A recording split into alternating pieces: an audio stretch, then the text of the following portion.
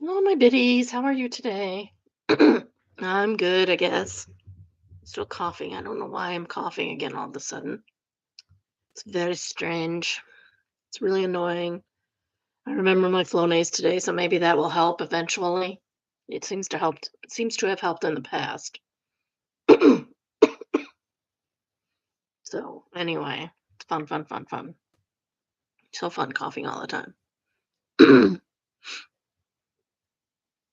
I don't have a reality roundup today. Oh, we gotta check the Olies though. I keep forgetting about that. All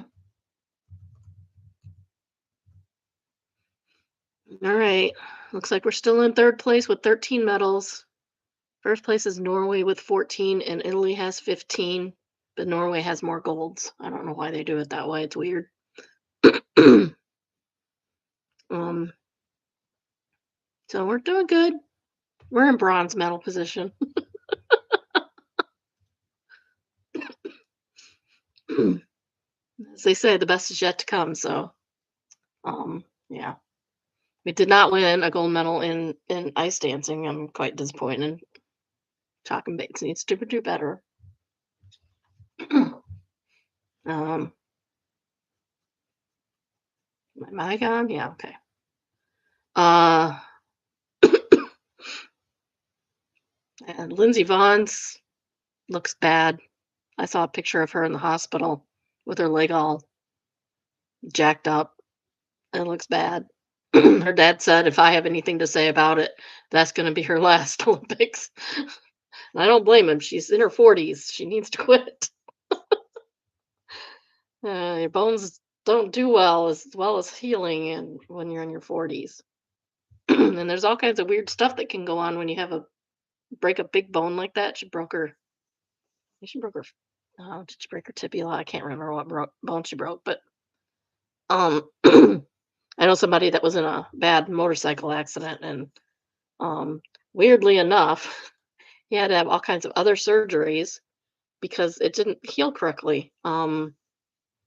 Instead of the bone healing to the bone, somehow some other um, tissue got in there and started growing instead of bone on bone. So I had to go in and scrape it out. This was months after his accident. That poor guy. Wasn't his fault.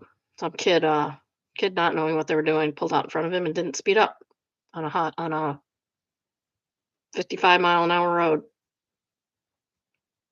I don't know if the kid didn't see him or just didn't know what he was doing. It was a 16-year-old. I feel bad for him. Weirdly enough, there was another accident on the same road at the same time with a motorcycle, with the same age motorcycle rider and the same aged truck driver. That guy, but in that one, it was the motorcycle's fault because he was drunk. But it was pretty wild because um, we were looking. I didn't want to ask my who I knew about it because they were dealing it was her kid, so I didn't want to bother her with it. Um, but another guy I know was like, "Is this? Was he drunk?" And I'm like, "I don't see him being drunk and riding a motorcycle. He was just with his kid, and it was early in the day, and I don't think that guy drinks a lot anyway." Um, I'm like, I don't know for sure, but wow, that's pretty bad if he was drinking and riding his motorcycle like that. And it turned out it wasn't even him. I was shocked because it was the description of everything was exact same match. Same road, same age, everything. It was wild. I've never heard of that before. Same time-ish. Because they don't put the exact time in, but they do put some of it in. Okay, so I think we will start with malicious compliance. And it is entitled "The Memo We Said Must." The memo said, start over again. Why do I do this to myself? This is for malicious compliance, entitled "The Memo Said We Must Give a Printed Receipt for Every Library Checkout." So I did until we ran out of paper. That's ridiculous on its face. I work at a public library, and most days we are calm even when it's busy. Last month, someone higher up sent out a shiny new accountability memo that said every single checkout must include a printed receipt, no exceptions, no asking the patron, no email option unless they request it after you print it. If there's an email option, you should be sending emails, not printing stuff out. That's just wasteful. The memo literally said it reduces disputes, and if a patron refuses the paper, you still print it out and discard it yourself for audit consistency. Why are we printing paper if we're not keeping it? That's ridiculous. We all kind of rolled our eyes, but I decided fine. I will follow it exactly because I'm not getting blamed later. The next Saturday, we had a line out the door, strollers, seniors, kids, everyone. I printed a receipt for every checkout, even when people said no thanks. I would say no thanks because I don't want a piece of paper hanging around. I would hand it right back to you and go, "Pff, recycle this because I ain't taking this." I didn't speed print either because the policy said to highlight due dates and verbally confirm them. So I did that too. Every time. That would be obnoxious as heck. One guy checked out 47 items for a book club donation sort. So I printed 2 full pages of receipt, highlighted, confirmed, stapled, and then put the duplicate copy in the audit tray. Oh, so we're printing it out twice. We're printing it out twice. Why? This is dumb. Like the instructions told us. Another patron asked why I was throwing paper straight into recycling, and I just said, new rules, sorry, because I won't go into editorialize. By noon, we had burned through 2 rolls of thermal paper, and the printer started doing that faint stripe thing, which means it's about to jam and need a reboot. So I logged a supply request and kept printing anyway because the memo didn't say to stop for common sense. The line got slower, people got cranky, and we ran out of paper completely, which meant we couldn't check anything out at all because the receipt screen blocks the checkout until it prints. Yikes. Fallout was immediate. The children's librarian had to cancel a storytime giveaway. The hold shelf was overflowing, and the director got a call from the city office because someone complained they drove 30 minutes and couldn't borrow books because the printer was empty. Monday morning, we got a follow-up email that says receipts are not optional, and please be mindful of waste. I kept the original memo in my drawer just in case I forgot how we got here. Yeah, I mean, what else are you going to do but do what they tell you to do? Craziness. The top comment just says, well played. Tiki Tavi says, that has never been public facing or been through the process thought it was a good idea and probably had no clue what the fallout would be. Kickstar says just like every single rule that comes down from top in every industry, it's people who have never had to work the ground level, so they don't know how stupid their idea is. Sewell says, God, I loved watching these people trip over their own words when they found out you did exactly as said and it wanged up so bad. I caused a Walmart to forcibly donate $3,000 worth of chicken one week just to piss off some piece of crap manager who didn't know how to say no to corporate jackasses because he was brown nosing hard. You don't need to brown nose at Walmart. He told me to cook it, and I did in about 6 hours. A lot of people got free meals that Christmas. That's good. Kind Blackberry says at my job, we simply have to suffer through the consequences of what upper management demanded to happen. Countless headaches for us because they never bothered to ask us about potential ramifications of their stupid policies and decisions. Never mind that customer service was directly impacted every time, and we had throngs of angry people calling and emailing, basically under siege for months. And this has happened every year for the past 4 years. A big change, one of which our manager wasn't even told about in advance, and then major fallout on the little people actually doing the work. It really, really gets tiresome. My favorite project in this vein was the major software change and upgrade for our LMS platform.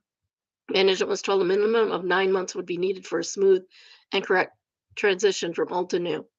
Keep in mind this platform is customer facing and we have approximately 35,000 users and at least 8,000 training modules that had to be mitigated. The VP balked over paying an extra $5,000 for the requested lead time, and we were forced to get it done in 4 months instead of 9. Yikes.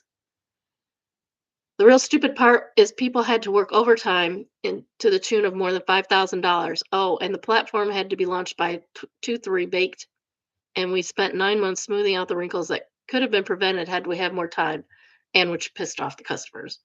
Yep, genius move up management update. It has been pointed out that I should have typed manglement instead, which is 1000%, 100% correct. Using that from now on in appropriate fashion.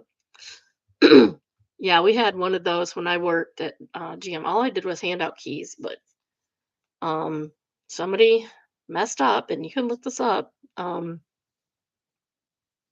June of one year, some guy took keys off somebody else's desk, went and got believe it was a Corvette, and ran it into a tree, and it exploded, and he was burned over 80% of his body. I can't believe he lived, but he, as far as I know, is still alive. Because burned that badly over that much of your body is usually a death sentence. So 2 months later, not even 2 months later, no, it was about 2 months later, they decided everybody had to show that they had permission to take the car that they were taking, even though this would not have prevented that at all. It wouldn't have prevented what happened at all. But every one of us got punished for it. Because he had no business taking that car. And it wasn't in his name. Insanity. As far as I know, they still are being punished for that. And so much paper gets wasted, it's ridiculous. We did manage to cut down on the paper that we used because we figured out that you could write on the counter. So instead of having a piece of paper, we would write a name on a counter and put the keys there.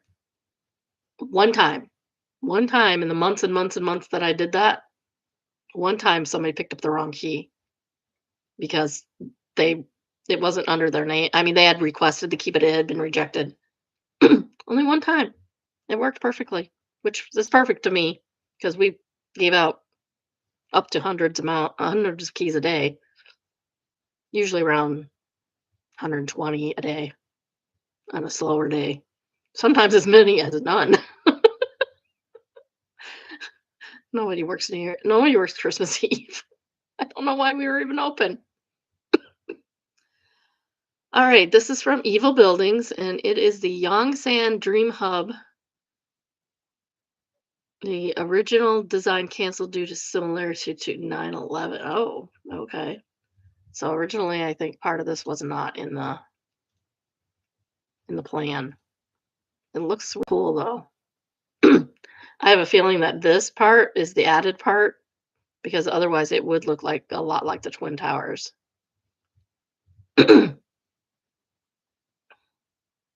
But it's neat that you can go between them now instead of on these floors instead of having to go all the way. There's probably, underground. There's probably connected. I mean, they may not be, but they probably are. Usually that's how they do it. But yeah, now you can go between the buildings. It's kind of cool. You don't have to deal with the sub-zero temperatures.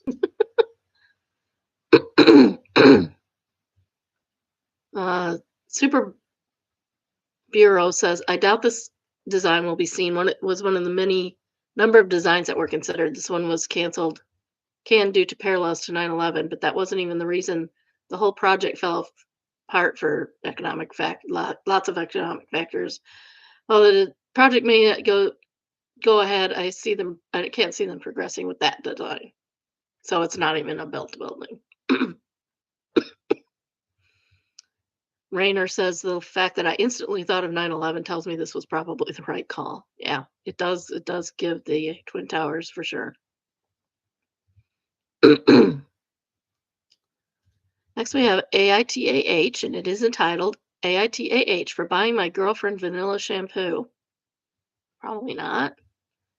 My girlfriend uses a few different types of shampoo and alternates between them. One of them is a vanilla scented one, is my favorite. She asked me to pick some things up for her at the store, and on my way to the checkout, I saw the vanilla shampoo, and I grabbed that too.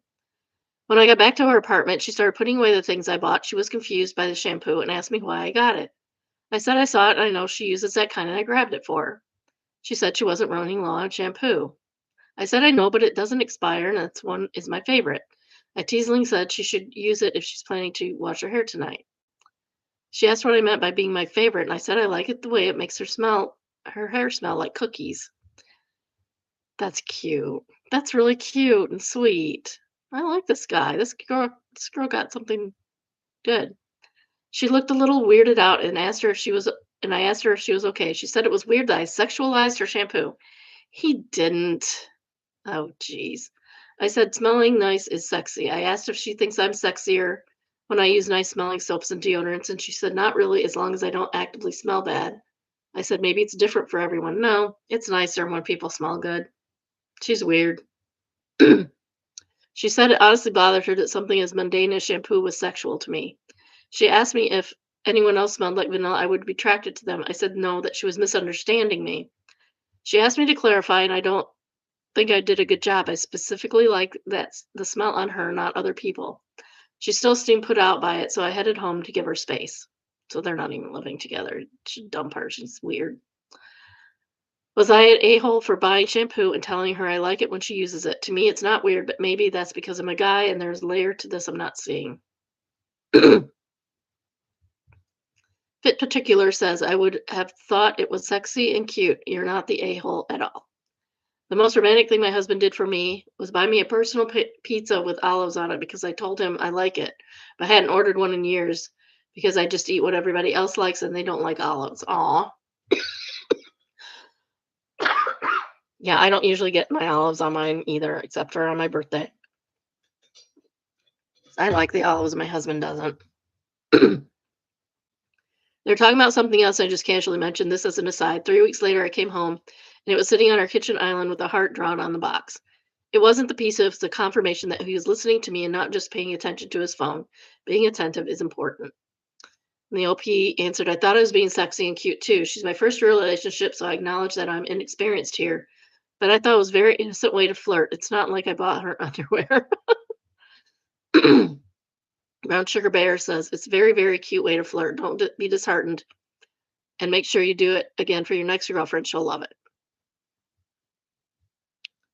Crusty Cats Jill says, she's kind of rude and awful. It was sweet of you to find her sexy and scent reminds you of her.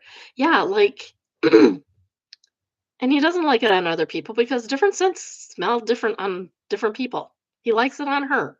He thinks of her when he smells that smell, and he likes it on her.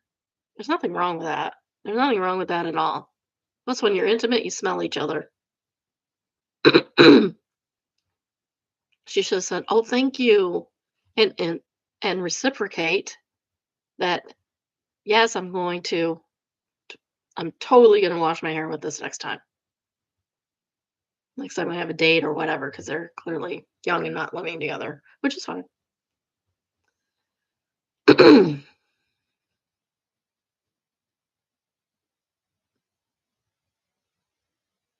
Oh, that's evil. This is from Our Found Satan, another contender for Father of the Year. This is terrible. Me, good night, kids. Kids, good night, Dad. Me, good night, monster that eats naughty kids. My friend on walkie-talkie under the bed. Good night. Why would you do that? That's really bizarre. I don't get people who like to scare kids on purpose. They're scared enough as it is. Life is scary enough. You don't have to go out of your way to be mean to people, especially your kids. You don't have to go out of your way to scare little kids. They're scared enough. It's fine. We play monster. The kids are not scared. They're not scared of us. But if they were, we would stop. If they cried instead giggled, we would stop. My husband just chases them around the island in the kitchen.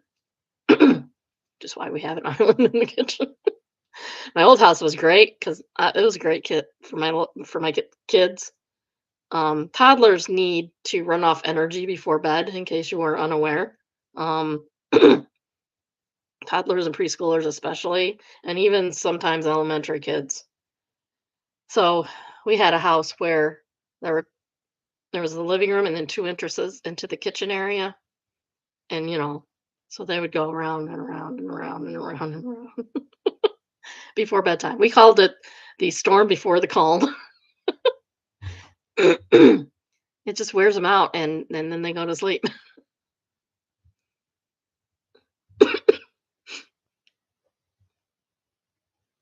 I don't know how to pronounce that says. Well, that's you being Satan to yourself. Yeah, that's true.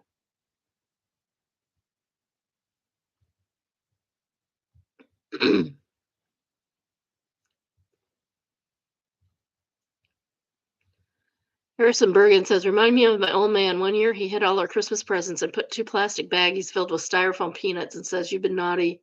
So here's the scoop. All you get for Christmas is snowman poop. That's terrible. My sibling and I took this to heart and cried like the world was ending. We were both under 10 years old. My mom was furious. This is an excellent way to ruin Christmas for one's children. We still had plenty of presents, but the cruelty of the prank stuck with me. We both went no contact with him later in life, and he eventually ended his own. Don't be a dickhead. Groundbreaking said that escalated quickly. I presume that man did other crappy things and wasn't the only reason you abandoned him. Harrison says, you presume correctly. Life escalated slowly. I was merely recalling a flashbulb memory, remembering the ways my old man was a dickhead to me. Helps me to be less dickish. Good, good. Improve. Improve on your parenting. That's a good thing to do. Blink Willow says, my dad once put a sandwich bag of cat poop in my Christmas stocking when I was 8. He thought it was the funniest thing in the world until I threw it at him and the open end hit him in the face. I didn't make it to school for a day or two. Why?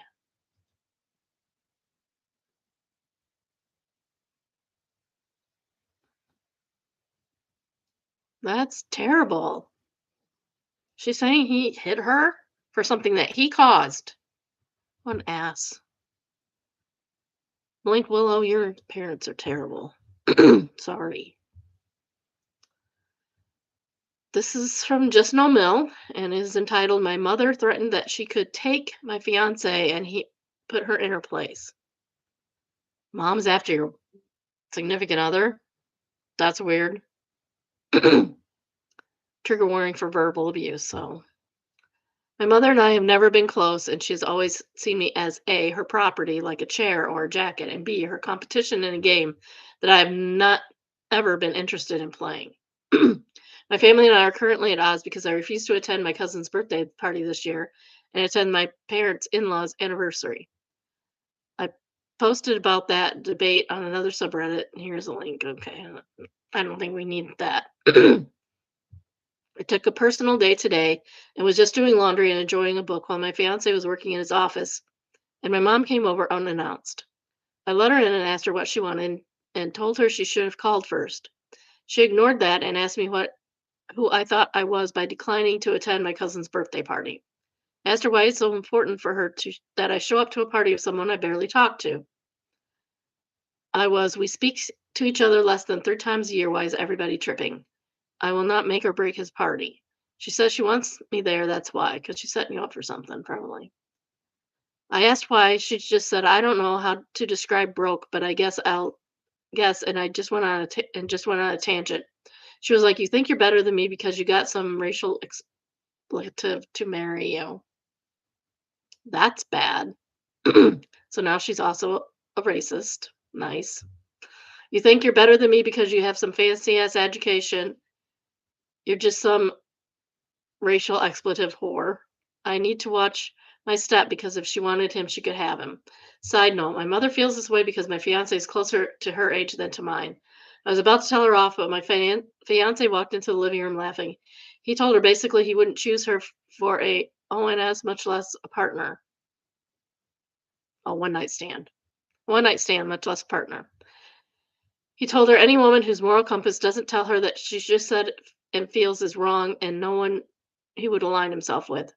And then he told her she was projecting because 4 children by 4 men, the only whore in the room would be her. He chose me because of who I am and my determination and backbone, which I have in spite of her, and my family trying to end her life to break me. Then he told her that I'm lucky to be with him, told her that I'm not lucky to be with him, that he is lucky to be with me, and then escorted her out. Before you tell me to go no contact with my family, I'm in the process of doing it. I've blocked her on social media, and the telephone, but she came by because she knows where I live.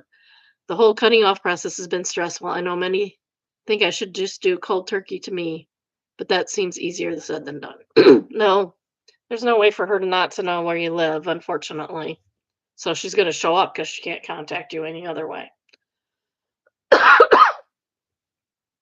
I'm really sorry your mom's like this. It's so weird.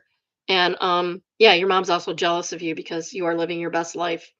And living your best life is the best revenge on somebody like that anyway. So you're doing fine, OP. You're doing good. And she should be proud of you. She should be proud of you for that. What'd she call it? Fancy ass education. She's your mom. She should be proud of you for getting that. That's terrible. Hello, Mr. Cat says, bring back memories when my mom would say, "You think you're better than me" lines. She viewed the entire world as some one up, winner or loser type competition. When she figured out my salary at the time exceeded hers, she immediately got jealous and just because I make more money thought I was better than her. Who needs enemies when you have moms like ours? Yeah, for sure.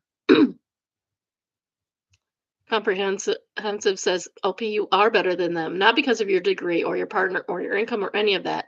You're better because you set higher standards for your actions and hold higher standards for the people you associate with. And that isn't anything to apologize for or justify. At any time, anyone in your family could choose to better themselves. They just don't or won't. Then that's on them.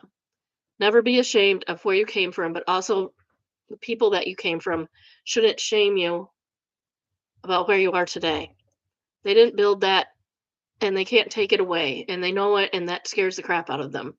Live a life that makes them burn with jealousy and don't ever apologize. That's what I basically mean by live your best life. Live your best life and show them." Next is from Petty Revenge, and it is entitled Gym Locker Room. I belong to the local gym where everyone is respectful of the rules and people say good morning on a friendly nod.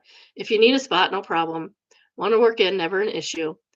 Well, you get the idea. However, recently things have drastically changed after another nearby gym closed. The majority of newcomers have completely ruined the vibe. Not re-racking weights, not wiping machines down, garbage left all over, hogging 2 to 3 machines at a time. Why would you do that? I had it when a nice older gentleman asked if he could use the calf raise that a group was not using, but had hoodies draped on. They told him no and laughed at him. The gym is understaffed at certain times of the day, so there was nothing he could do. Yeah, there is. Take their damn coats off. They don't belong there. They don't belong there. Don't put them there. And I will move them. Does that make me the a-hole? I don't know. Maybe. My idea for some petty revenge came when I saw them in the change room. They had showered and changed, but instead of taking their gym bags home, they each put their gear in a locker and locked it before they left. The gym lockers are for use while at the gym, not a personal closet. Exactly. My gym only has 20 lockers, and this group was taking 5 of them permanently without any thought for anyone. The next time I was at the gym, I bought a small box of crazy glue and glued the keyhole in their locks.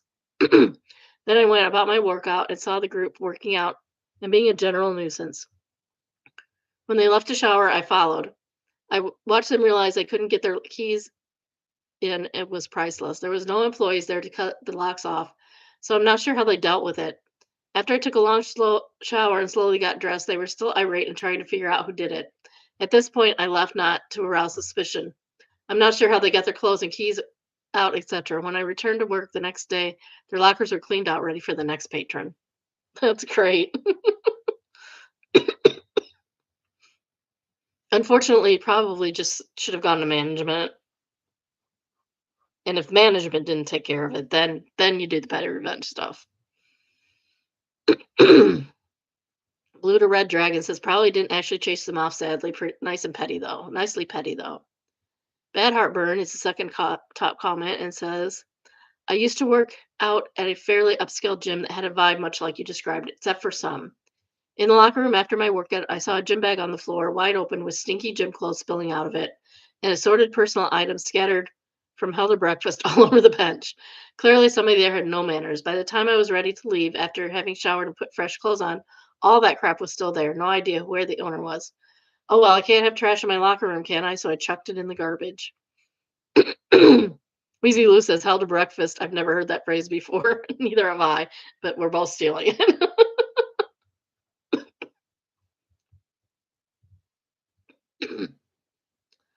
Coder Joe says, a simple sign above the lockers telling that all locks will be cut off nightly will keep this from happening again. And Soap on a Potato answers, sadly, unless this is actually enforced, it will not stop anything and it won't be enforced because who has time for that?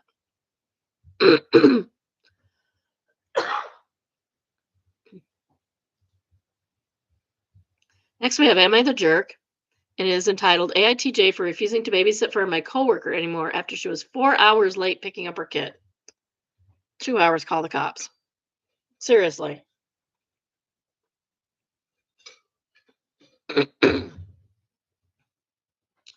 At work, this is a woman, Sandra, 36 female. We're friendly at work. She's a single mom with a 6-year-old daughter, Emma. After a few months ago, Sandra asked if I, 25 female, could watch Emma after school sometimes when she had to work late. I said sure. I like kids, and it seemed like a nice thing to do. At first, it was great. I watched Emma from 3 to 6. That seems perfectly reasonable. Sandra would pick her up and usually give me like $40 to $50, which was generous. Emma is sweet and easy to watch. The Sandra starting being later and later. First, it was 6:30, then 7, always with apologies and excuses. Last Tuesday, she texted at 5 saying she'd be a bit late. Emma and I had dinner, watched a movie. I gave her a bath. 8 p.m. rolls around, no Sandra. I texted multiple times, no response. Now, see, that's when you call the cops. Finally, at 9:45, Sandra shows up. I was furious. Emma had school the next day and was exhausted. Sandra's excuse? She went to happy hours with coworkers and lost track of time. You have a child, ma'am. You are not allowed to lose track of time. She didn't even seem that sorry. Just handed me $60 and says, thanks so much. So now we're at less than $20 an hour for watching your kid. I told her I can't watch Emma anymore, and she got real upset. She said I'm abandoning her and that she depends on me. Other coworkers are now saying I should give her another chance because being a single mom is hard. So is being a single person. Everything's hard. Everything has hard things. But she literally went to happy hour and forgot about her kid at my house for almost 4 hours. That's not an emergency. AITJ for refusing to babysit anymore. No, you're not. Your time is your time. What if you had something going on? What if you had plans at 7 o'clock to meet somebody for a late dinner? Maybe that's not that late. I don't know. We eat before then, but a lot of people don't. What if you had plans? What if you were going to go see a movie with your boyfriend at 7:45? What would you have done? Movie tickets are already bought nowadays, if you have a decent theater. Key official says, sounds like another coworkers are volunteering to watch the kid, NTJ. OP answers, I just hope so. Emma's a good girl. She kind of became close to me, but I don't like how Sandra is just lying about things and forget her daughter like that. Poppy Pie says she didn't forget her daughter. She made a conscious decision to go for drinks and just messaged you saying she'd be a bit late and didn't even ask if you had plans. Go out drinking and turn her phone off or on silent and ignore your calls and messages. She didn't forget her daughter. She chose to go out and knew you had her daughter, but she had no respect for you or your time. If she had been honest, she would have messaged saying, hey, colleagues are going for a drink after. Would you mind keeping Emma for a bit longer so I can enjoy, please? Would 2 hours be okay? And that way she's respected your time and asked permission, agreed on a time, and paid you accordingly the extra hours. And you can just say no. No, I can't do that tonight. Sorry. Paying you barely much more than she normally gives, given she was 4 hours late, is even more rude and shows lack of appreciation for your time. Any coworker who tells you you are overreacting should just give her another chance. Tell them they're welcome to offer to babysit instead if they feel they're entitled to choose to no longer babysit if it's not convenient. We really need another word for babysit because this is a 10-year-old kid. She's not a baby. Kid set, childcare, provide childcare. Head dog says I would go to my line manager and or HR if I were you just to make sure that all of this is documented. That's a good point. Not only is she a terrible mother, but she's talking rubbish about you. and creating drama in the workplace and bringing mutual Puzzle-headed ad said 4 hours at a bar and she drove to your house to drive her kid home. So not only did she screw you over, f up her kid's schedule on a school night, but also drive her kid after drinking. That's some awful parenting. And most of that was in all caps. Yeah, I had that thought too. I just didn't say it. She's at the bar, she's been drinking, and then she's gonna drive her kid home drunk. Did you see the there's a video going around about an ICE guy who got caught drinking and driving with his kids in the car. He's like, I'm going through a divorce, blah, blah, blah, blah, blah. Every excuse in the book. Oh my gosh. They're separating me from my kids. Well, yeah, dude. Except we're not going to throw them in the gulag. Next, we have entitled people. Entitled, you can just pay for me. Just happened and I'm still laughing my head. Shaking my head laughing. Just happened and I'm still shaking my head laughing. Went to automatic car wash to get salt and crap off my car. I have an older Honda, but it's my baby, and I try to take care of it. Car washes are a splurge I do once in a while since I don't have anywhere at my place to wash it. Car washes should not be a splurge.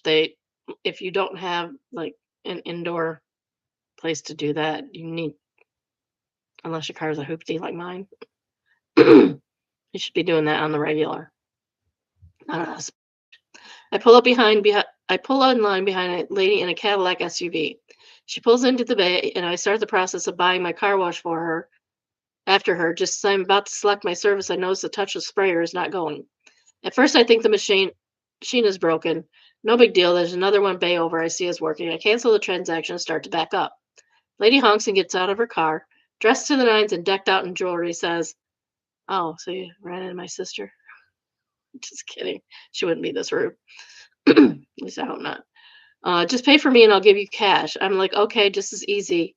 I tell her to give me the cash and I'll put in what she wants. I'll pay you after it's done. No, ma'am. You mean after you drive out and the door closes behind you? That after? Yeah, not happening. That's okay. I'll just pull back up and go to the other washer. Wow, you're just winging rude, aren't you? Can't just pay for someone. This is why this lady's rich. She don't pay for stuff.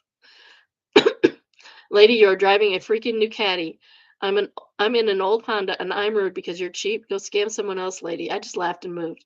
Best part, I was leaving. She tried it on somebody else and I heard him tell her to wang off with that BS. Should have stopped with the rude person. Introverted nurse says, yeah, she was trying to get free wash out of you. That's bonkers. Who does that? The entitlement shows that one. Pissed liberal granny. Oh, I like her. I like her. Who does that? Someone who's behind their car payment in a ridiculously overpriced giant look at me vehicle. That's probably true. Pilot Environmental said, my mom is a retired banker, just a small local bank. But she used to laugh about how so many people in town that were the richest around had barely a penny to their name. She never gave me specifics, and that's fine. And then there was people driving around in 20-year-old beat up 20-year-old pickups with $3 million in their checking account. That's funny. I drive a hoopty, just saying. Judging somebody by what they drive or what they wear nowadays and assuming based on that what they can afford is pretty stupid. And OP agreed, yep. Zubo says, where I live, that's called house poor. Someone who is up to the limit in fancy house and vehicles and doesn't have 2 dimes to rub together because they're spending overspent trying to impress everyone. Yeah. Don't overspend. Spend the money you have and what you can afford and make sure you save a little and make sure you save a lot for retirement. Save as much as you possibly can for retirement. Pay off your loans, any loans you have, as soon as you can, unless the interest on your loan is less than what you can make in the stock market on a regular basis. Because then you're losing money, and you don't want to do that either. But if you have a loan that has a higher interest rate than what the stock market will give you, and you can figure that out, I can't remember what it is. My husband does most of the finances. You should pay that loan off as soon as you possibly can. Like, bang that thing out, every ounce. And you don't need Netflix, and you don't need a fancy phone. There are phone plan. You can get a phone for $200 off of Amazon. I do it, well, 250 probably now, but I do it every couple of years. I buy a phone. My phone plan is $50, unlimited everything. $50. Yeah, it doesn't work in town. Oh well, I don't live in town, so I don't care. Um, so yeah, do that, and then put everything you can. You will have to sacrifice some stuff, and that's okay. You can sacrifice some stuff when you're young. You have your whole life. You have your whole life. I'm not saying you don't deserve any entertainment. I'm not saying that. Definitely go to the movies once in a while. Don't go every week. Stuff like that. Buy Netflix, but not Paramount, or don't have. Actually, if you don't have cable TV and live, like the TV Plus things, actually cost more if you add it up. Actually costs more than buying like Paramount and Apple and what's this Disney, and because Disney has all the ABC stuff now, um, and Peacock. You buy those three, and it's cheaper than having all the unlimited. Oh, and HBO. Okay, so HBO has all the TLC Discovery stuff. You don't really need that much. You don't really need 111 channels, because most of those you don't watch anyway. Be honest. Buy the ones you want. Buy the ones you watch, and it's like half the price, and that extra money can go to your loans. All right, this is expectation versus reality, and I'm not going to say what it says because it'll give it away. I've already been spoiled. I'm not happy about it.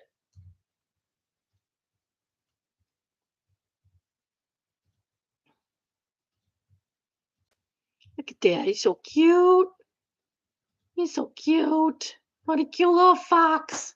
This is the second day we've had a fox, isn't it? So, daughter expected without the flower for her birthday. So here's what she got. That's pretty good. That's a good beginner cake. It's entitled "I Think She'll Be Happy." And it says it's not perfect, but it's close enough and it tastes delicious. Pistachio cake and cream cheese frosting. That sounds delicious. That sounds delicious. Oops, I forgot which one I was on. Silly me. But pistachio cake? Yes, please.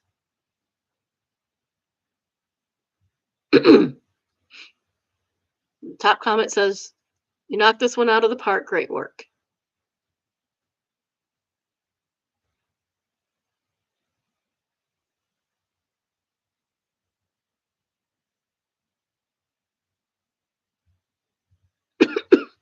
Yeah, good job. Good job, OP. It's excellent. It's nice you're doing that for your kid. All right, if you haven't already, please like, subscribe, and turn on your notifications. I try to go live at least 4 times a week, Tuesday through Thursday, usually about noon Eastern time. Tell your friends, tell your coworkers, tell your family, tell your enemies, tell the guy at the grocery store, tell the chick at the gas station, tell everybody. If you have a story of your own or come across a good one in the wild, please send an email entitled "Submission." If you would like an email link to the day's current live, send an email entitled "Subscribe." The email is biddybrunchbunch with D's, all one word, at gmail.com, and the email is also in the description below. Next, we have our real estate section, and this is in Sabine, Maryland, and it's entitled "Your Very Own Grain Elevator." I like things that are repurposed as houses. Schools, churches, grain elevators, why not? That looks like a grain elevator. I like how it has still has this going on. It still has an outside entrance, and you can use that in case of a fire. And one on the other side too. This is $325,000. It's 4 bedrooms, 3 baths, and 3,000 square feet. Looks bigger than that, honestly. Yeah, looks nice on the inside. I'd replace I'd I'd replace the cabinets with that color, but that's just me. You know how I am.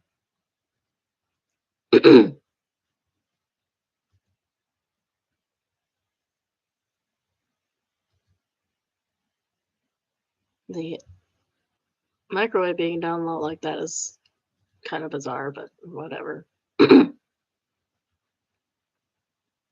John Robinson's something challenge, $25,000 challenge feature. Strongest man on earth. Oh, that's weird. It's okay. It's cute.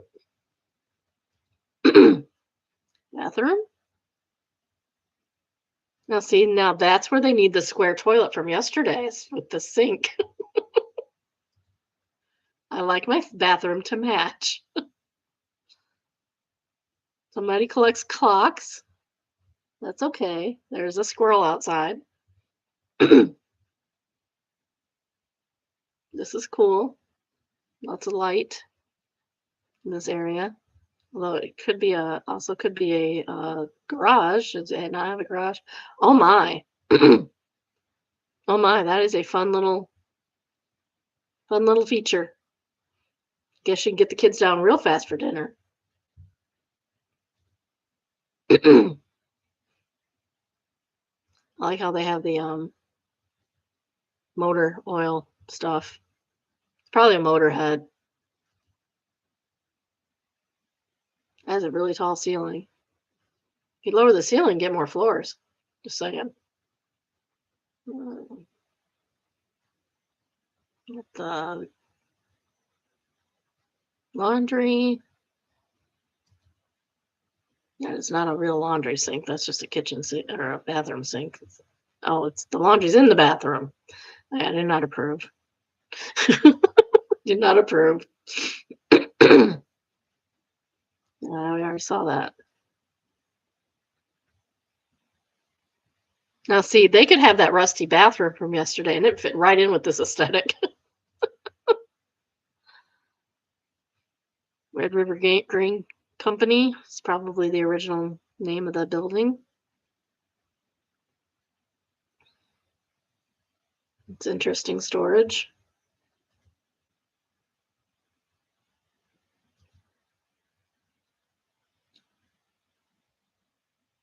I actually kind of like that.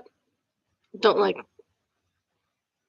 the inside. I don't know. I don't know if I like the legs, but I like the idea of the wooden table.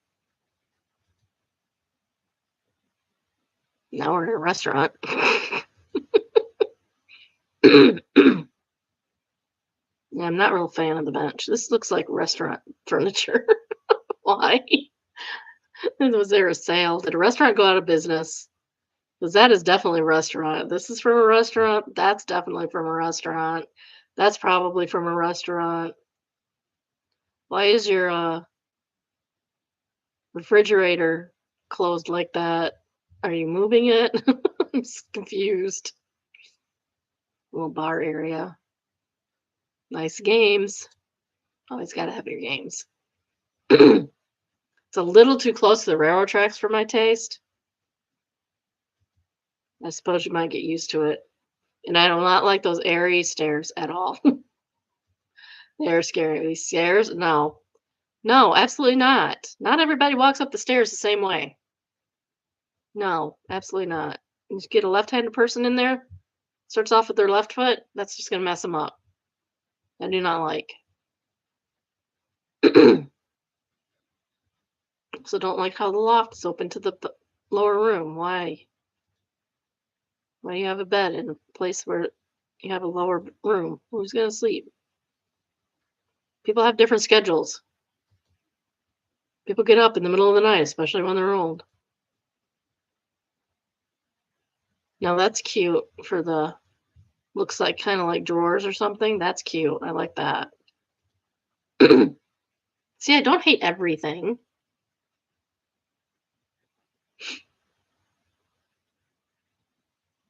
Wilton beds look like they'd be hard to make. And it has an outside door, and I have a feeling that that is or no bed no like windows in that room. That seems dangerous. It's okay. It's very white. I like the little Dr. Susie thing. And this needs to be no, we do not sleep on the floor, people. 2-year-olds sleep on the floor, not people. Cute playroom. Why is there an octopus up there? Why you have an octopus in your house? That's weird. I know it's not an octopus. I'm being silly. It's still weird. I don't like it. It's creeping me out.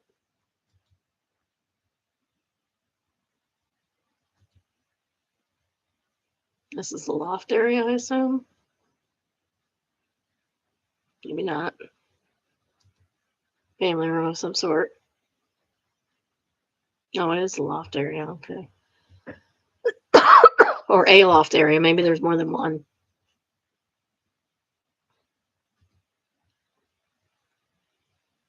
Oh, that's cool. Another bar area.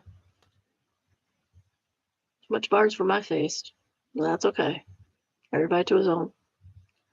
So this is in Sabin or Sabin, Minnesota. 4 bedrooms, 3 baths, 3,000 square feet. And it's on less than an acre, right by the railroad track. It's truly one of a kind property for a reason.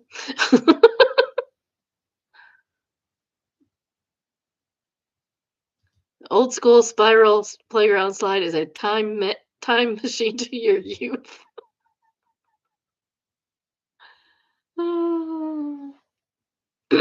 There's a climbing wall. I missed that somehow. 2 loft areas with a double queen bunk and another room consisting of 4 queen beds, sleeping quarters, second level, something, something, something. Currently being used in Airbnb. Of course it is. It's reasonably priced for the size. 1 full bath, 1 3/4 bath, and 1 quarter bath. What is a 1/4 bath? What's a 1/4 bath? Never heard of that.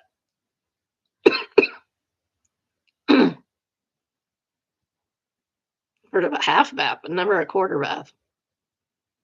Propane, septic system compliant. No, what does that mean?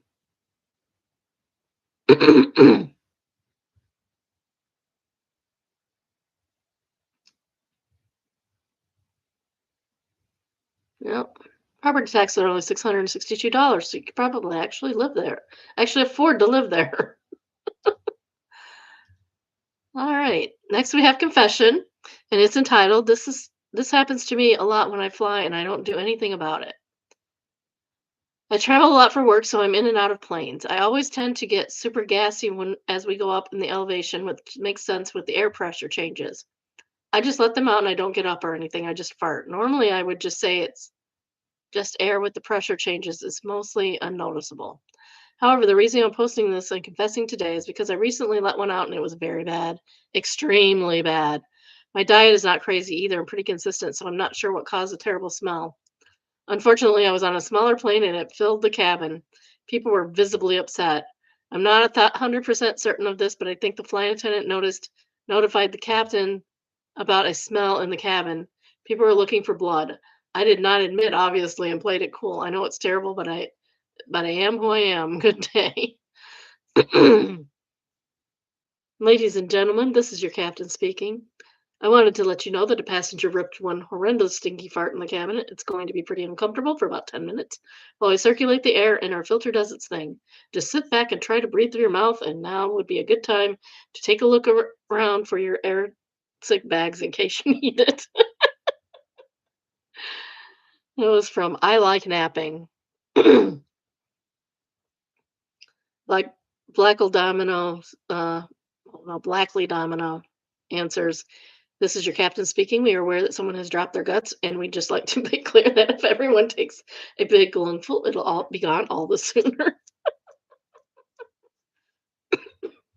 Helly says, I don't understand the breathe through your mouth thing. Tasting those nasty particles that have likely passed a turd on their way out is a terrible idea. My recommendation is just hold your hand or shirt in front of your nose, similar to sneezing precaution. Yeah, breathing through my mouth does not work for me either.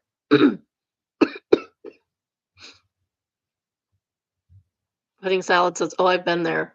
When I gave up drinking, I got into really into spicy foods because they gave my stomach the satisfactory burn like liquor. My body was transitioning to deal with it. In the mornings, I fired off really pungent SBD farts. I don't know what that means. Somebody fill me in. As it were, I was usually on the subway in the morning. This one time, I let one loose on the subway, and it was a real wafter.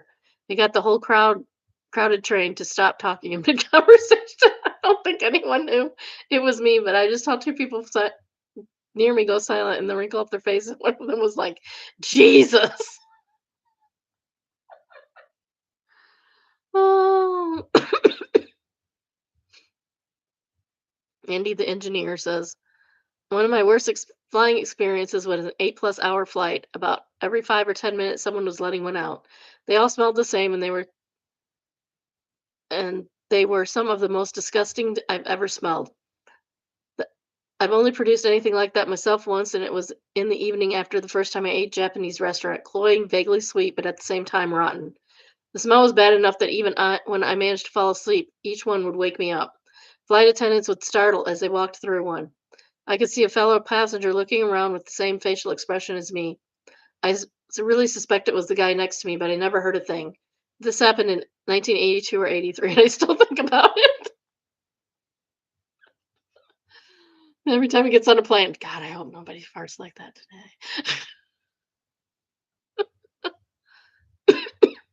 Top Bumblebee said I had surgery about 30 years ago and had to stay overnight. I had a woman beside me that was ancient. She farted all night long, and I would have thought her farts would have smelled like dust, but they were rank. I put deodorant on my nose, hoping for relief. I couldn't sleep because it was so disturbing. You're not the only one who has long memories of farts.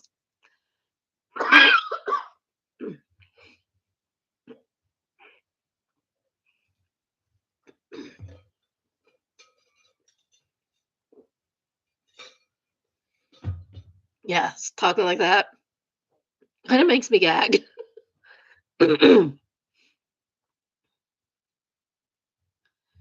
All right, this is interesting AF, and it is called Spanish scientist Mariano Barbacid, Barbacid has cured pancreatic cancer in mice. A cure in an animal is a major step forward towards potential cancer in treatment in humans. That is awesome. I know so many people. Ooh, I know so many people that have lost their lives to pancreatic cancer. It's relatively fast. There's not a good way to detect it early, so it's always like in stage 4 when you find out. So you have limited time left. I know people who have tried everything. I know people who have tried very little, and they all eventually have passed.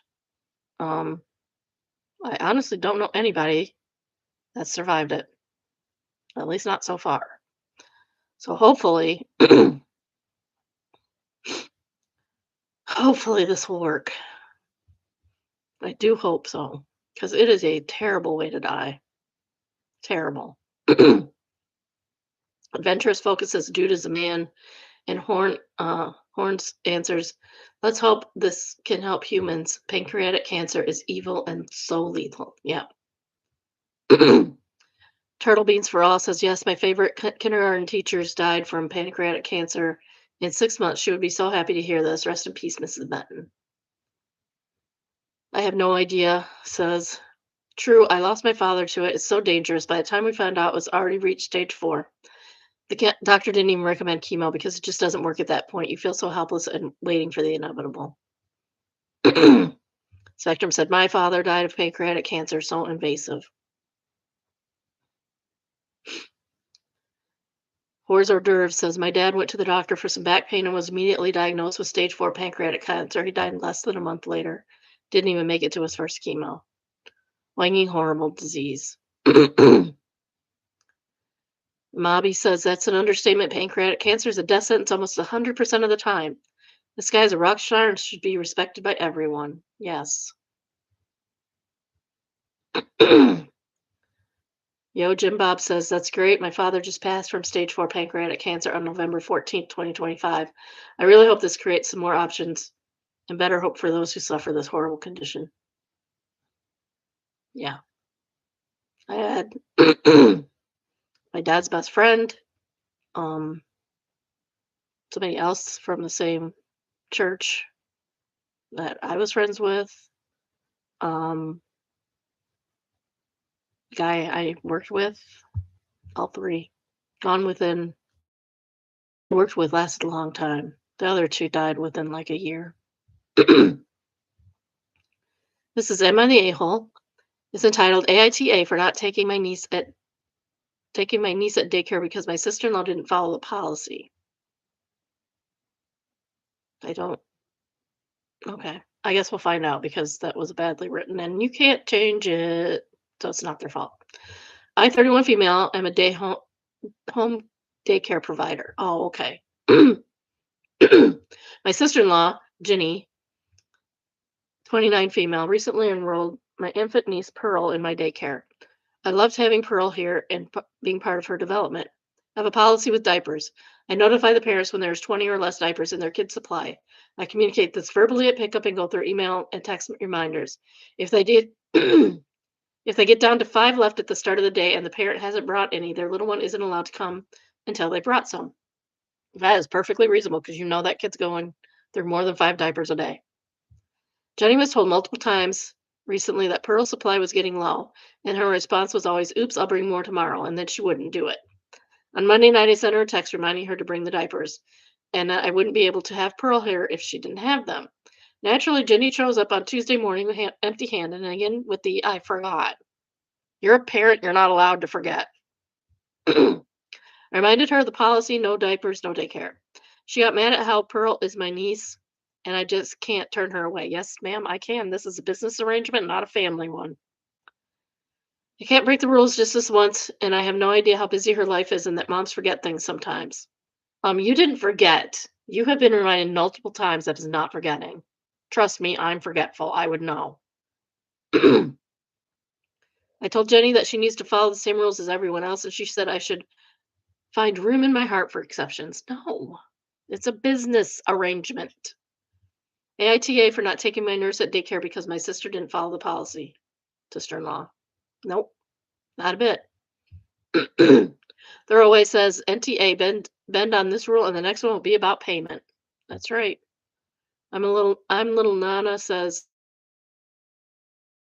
to be able to drop off her kid when she's sick or stay late without consequences. Holding family to rules is worse than strangers. That's true. Bill Barr's second top comment, and they say NTA for sure. Good on you for holding true in the rules boundaries that you set for all parents at your daycare. She's going to learn that she can't use you simply because you're family. Continue to politely remind her that these are the rules and they apply to everyone, and you're not going to break them for any reason. 100%. She's responsible. She's the parent. Can't forget you have a kid. You just can't. This is from Overheard. It's entitled Overheard 5-Year-Olds. Kid 1. When my mom was 1, she fell off a counter and broke a bone. Kid 2. Is she still alive? No, she's a zombie. The implication was, did she survive the injury? Kid 1. Yes.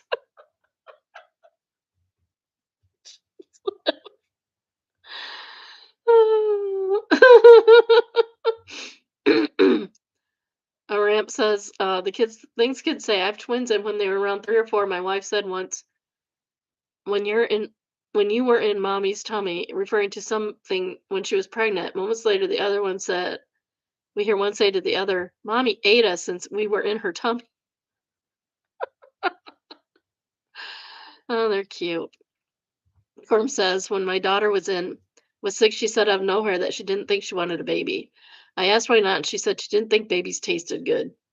All the times they say things and you have to struggle not to laugh. Maybe she meant something else. Maybe she meant bananas or something. At extreme says, or they, I still laugh about something my older one said when she was 11. Long story, but she was in trouble at school first time. I walked into the principal's office and asked, what did you do? She looked at me kind of upset and embarrassed and she said, you're going to kill me. I looked back and questions, have I ever killed you? Her reply was a twinkle. Was yes. The principal chuckled.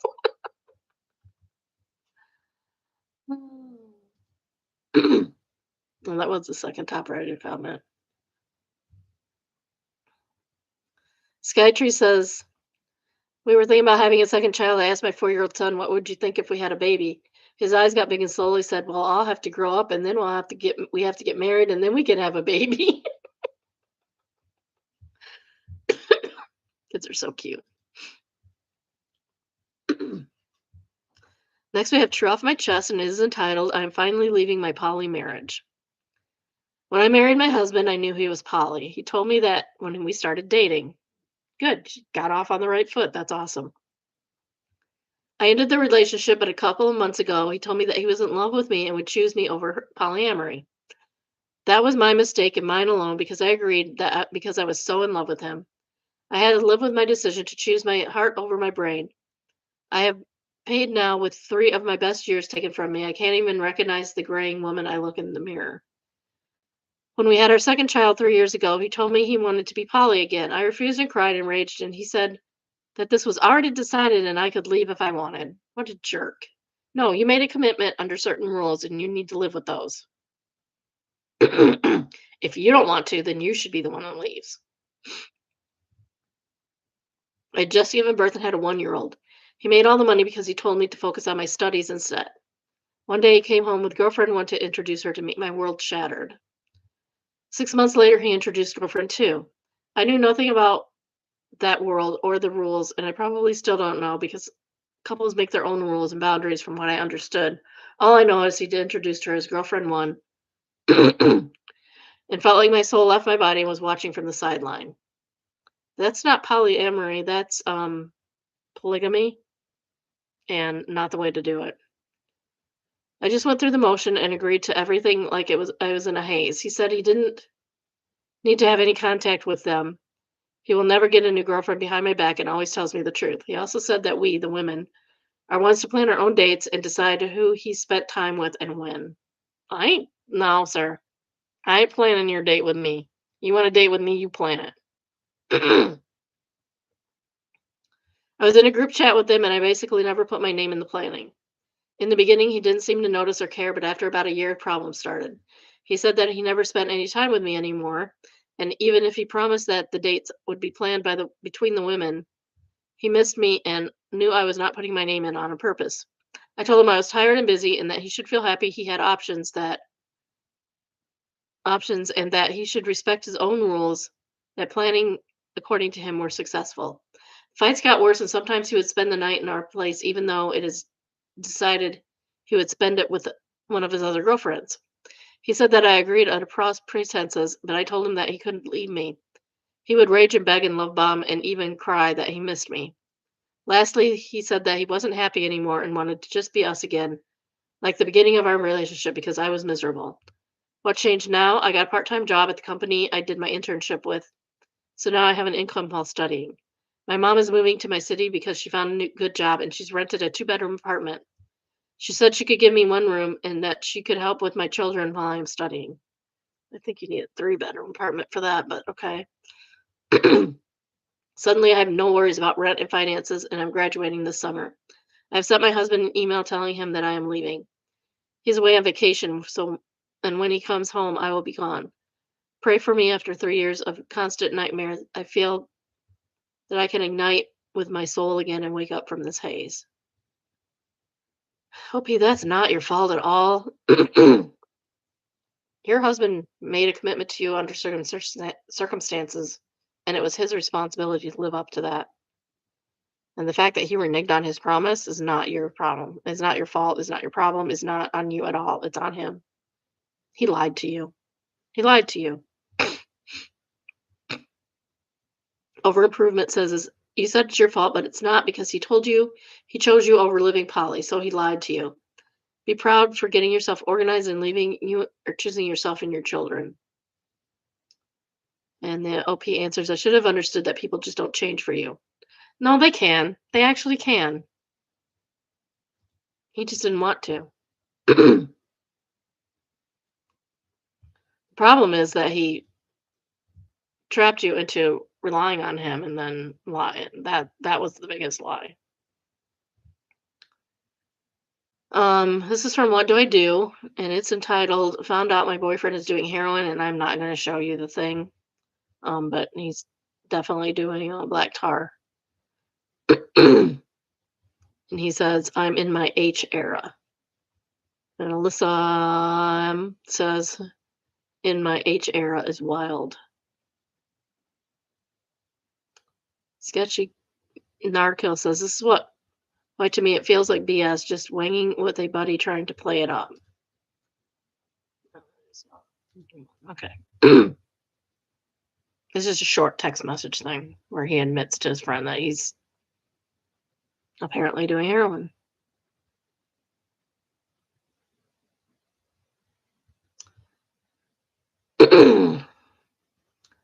Recovered Sec is the second highest rated comment, and it says, honestly, you should move out and get on with your life. He won't change for you. Maybe he will for himself, but it's unlikely. Wearing moist socks, ew. Says, shh, there's nothing wrong with a little bit of heroin. Like that guy on Reddit who tried it once. I didn't read past his first post, but I'm sure he was fine. Oh, there's a link.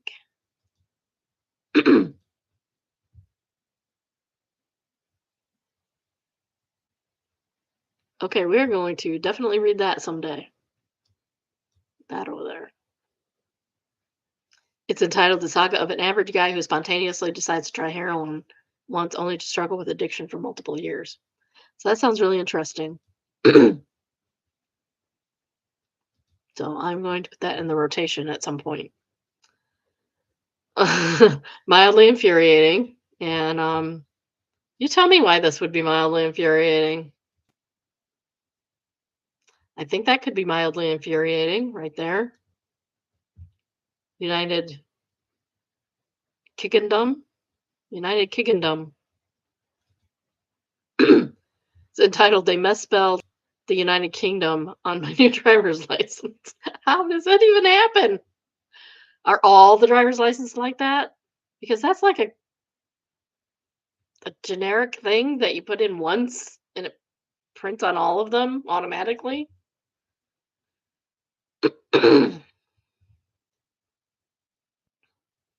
Creation says absolute relic. When you get pulled over, pronounce it just like that too. This outer behemoth. Kiggendom. Kiggendom. Rich says it sounds like a comedy duo that does BDSM shows. Kiggendom.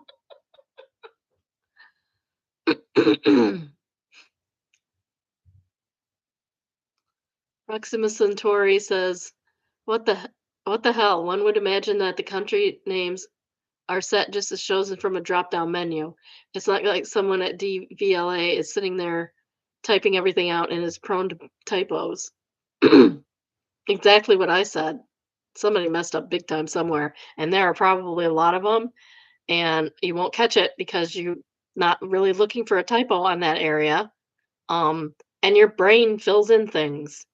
So when you see the first, if you're reading something and it has the first and last letter and something in between, and your brain kind of knows what it's supposed to say, it'll fill in the right thing, even when it's wrong. Just why type or proofreading is kind of hard sometimes.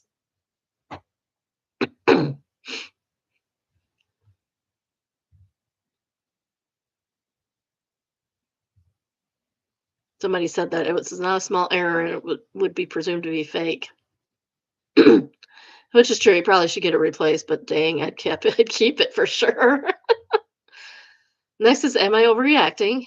And it is entitled AIO. Teacher said, My daughter's report is immoral. Don't get me started on the morality police teachers. I've had one. Sucks. So my 9-year-old daughter has an assignment every year where they embody her historical figure of significance. She looks forward to this day every year and really gets into picking her figure out and learning about them. They're supposed to pick 3 people, and then the teacher chooses which of the 3 they can do. This year, my daughter chose Freddie Mercury, Prince, and Anne of Cleves. Today, the teacher messaged me saying that Freddie Mercury and Prince aren't acceptable because they weren't moral people. Have you met Prince?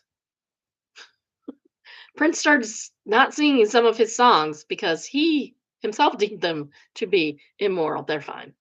They're just really, really sexy.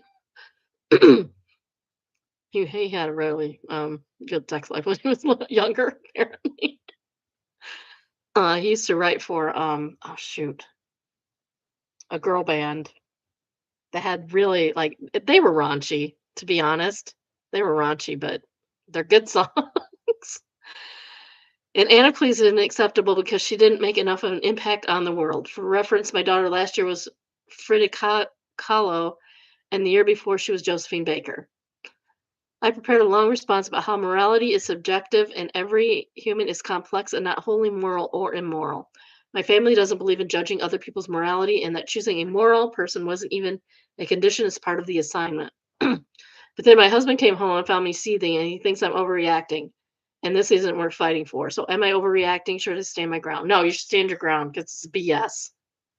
Info, it's a private school, but it's not religious. Yeah, totally BS. This teacher is brand new and just started after Thanksgiving. We live in northern Nevada. I forget how to pronounce that. It's a school-wide assignment, so the teacher didn't make it up. Every school class does it every year. It's like a tradition. They switch it up for the grades. Like kindergarten draws a picture of their person, while 8th grade does several page report. Update. I'm not sure why the post got locked, but thanks everybody for your support and input. It's normal for posts to be locked after a certain time, especially on threads like this. There's a resolution, but it's pretty anticlimactic. I emailed the teacher back, and here's what I said. I'm sorry, but the assignment was of a historical figure of significance. Morality is subjective, and if you think Anne of Cleves didn't make a big enough contribution to history, maybe having a report about her is what you need. I'd like to ask you to reconsider and choose from the list provided. She thought about each figure long and hard, and she's very excited to share about them with her classmates. I also emailed the principal with my concerns. Here's that email. Hi, Mrs. Blank today. Hi, principal. Today, teacher messaged me that she didn't approve of daughter's choices for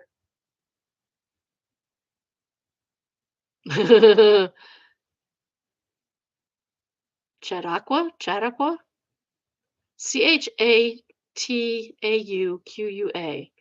For reasons that I feel are inappropriate. She said that Freddie Mercury and Prince were both not moral people.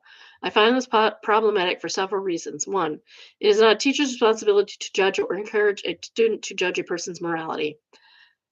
I try hard to teach my children not to pass judgment on people, so it bothers her that the teacher is encouraging her to do just that. Two, a person's vices aren't something that would be in the 3rd grade's assignment to begin with. She specifically told teacher that both of them are rock stars who use drugs, or she specifically told daughter that both of them are rock stars who use drugs and had loose morals, which is actually not even true. Prince was vehemently against drug and alcohol use and was very religious. But regardless, it's wildly inappropriate to assume daughter's report would include a section about how Freddie Mercury liked to party and his drug of choice, please. The objective of the assignment is to showcase people of influence, not morality. She should do Hitler. She should do Hitler. So fine. We won't do Anne of Cleves or Freddie Mercury or Prince. We'll do Hitler. Was he moral? Did he not have enough influence?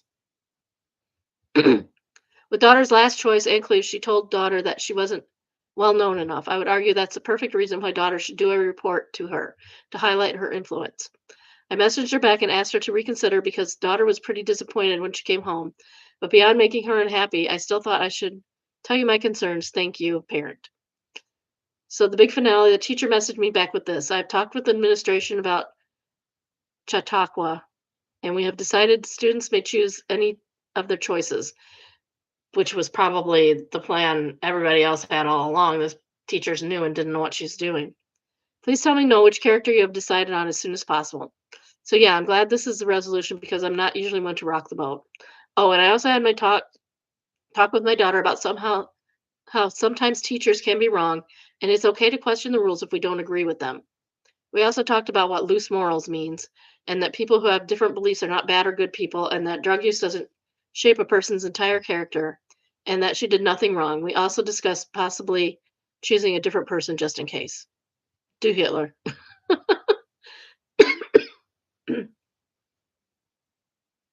Now, you're not overreacting at all. That teacher is being super inconsistent here. If Frida Kahlo and Josephine Baker were fine, this and suddenly Freddie and Prince aren't too immoral. What are we doing? LOL. I'd also push back politely but firmly and ask for an actual written criteria because it sounds like the teacher is imposing her personal values instead of following the assignment. Teacher probably got good to talking to, is probably what happened. I'd also ask for a list of historical figures this teacher approved for other students. If I saw slave owning founding father, segregationist, racist, or bigot, or anything like that, I'm popping off on that teacher. Ma'am, how on earth is Thomas Jefferson less immoral than Freddie Mercury? True. Mountain Exam says Freddie Mercury donated to charity all the time, especially AIDS charities. Prince also donated millions to charities. What's this teacher on? Sad Impression says Freddie Mercury and Mike Magic Johnson were the faces of the AIDS epidemic. The teacher is definitely a homophobe and a racist, also, like woefully uneducated. Gabriel Susan Lewis says, and Princess Diana, she didn't have AIDS, but she changed the projection of the movement when she publicly hugged and shook hands and touched AIDS victims. An angel on earth while she was here. That's true. She did. Like everybody was terrified of people with AIDS before Princess Diana was shown to be hugging them and comforting them. She was a very lovely lady.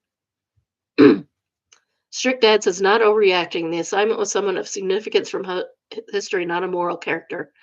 And holy moly, is that right? I had to make dinner for my family and came back to 4 awards. Thank you, kind strangers. Oh, geez.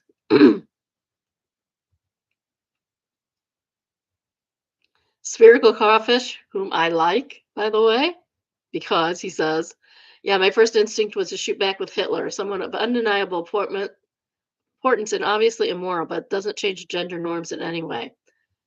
I'm sort of wondering if this public school or private school, a public school I'd be throwing a fit. If it's a nun sending the letter that I'm getting what I paid for, I suppose.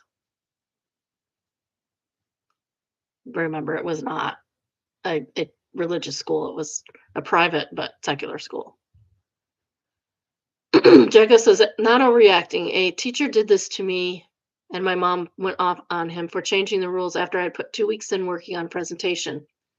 She then went to the principal because the teacher told her he would fail me since he doesn't approve of the person I wrote my report on.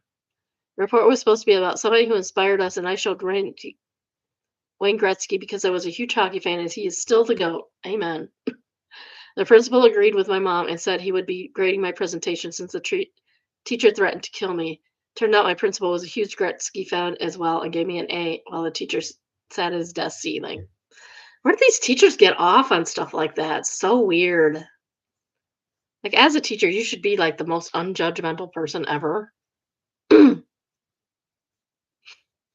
used to cheat in my class.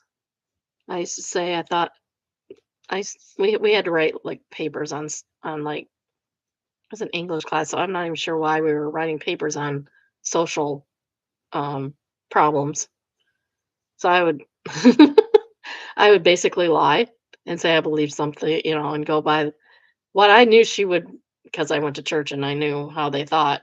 Um I would purposefully like pick subjects that were very controversial and very conservative and well, controversial and then write them as though I was like on the conservative side because I knew she'd like that. I got an A in every on every one. It was so dumb.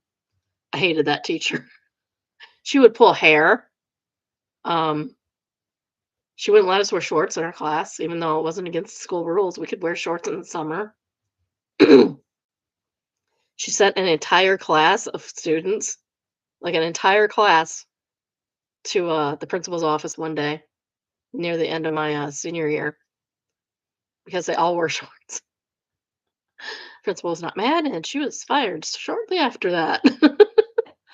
Next, we have Traumatize Them Back, and it's entitled I Did It.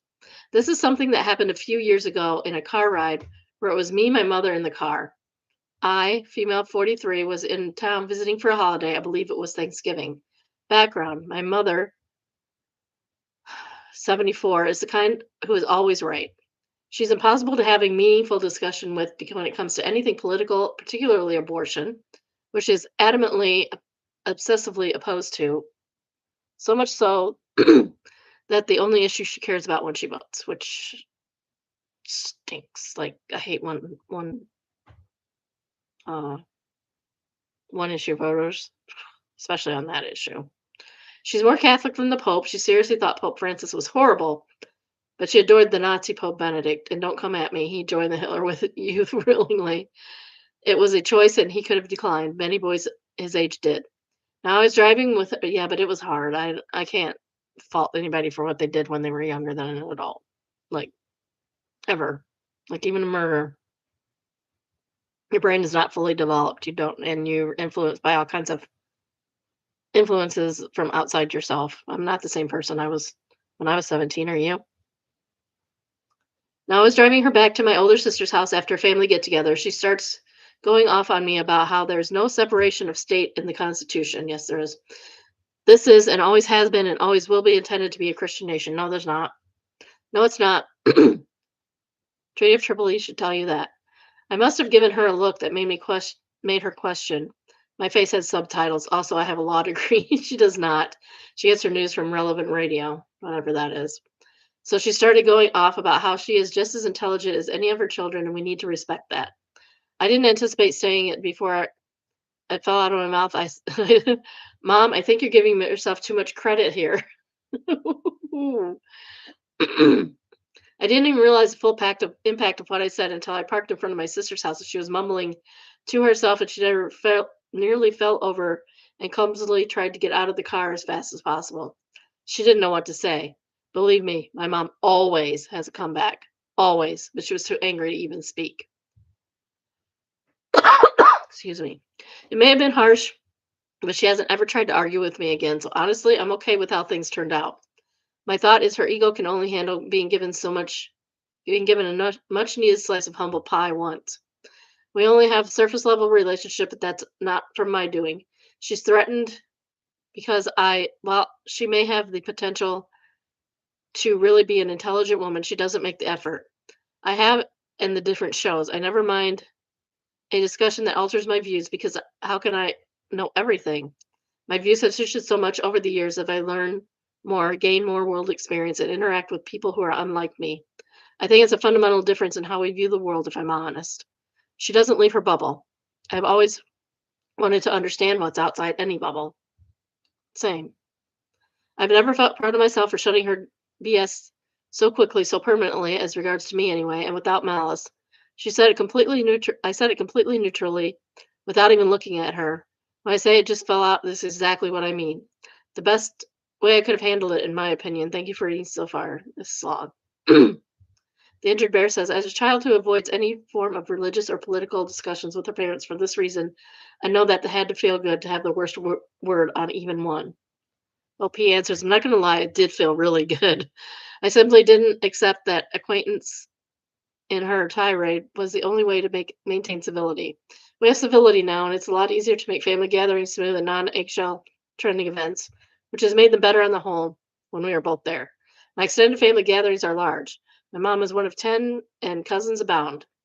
I never noticed how combative my mother in particular was, always was, and how it always threw off the vibe when she was there, because she would do that thing where she would spout off something ridiculous and just never acknowledge anything anyone else said to either discuss or deflect her hostility. No one was ever able to shut up her acrimonious tirades without the volumes rising and tensions rising higher.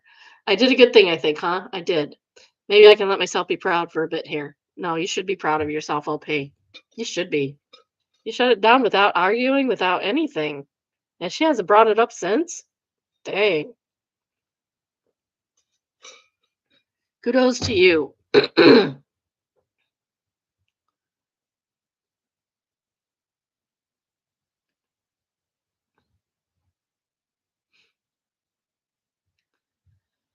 Ninjalicious says, my father's similar, but he's bigoted without being religious. Oh, that's even worse because you have no idea where it came from.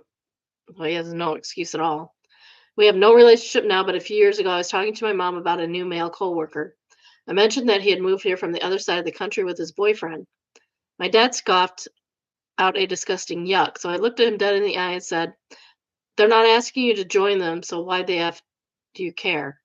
I've never seen him so lost for words before. He has always had an obnoxious comeback. He actually stopped making comments after that, or at least out loud.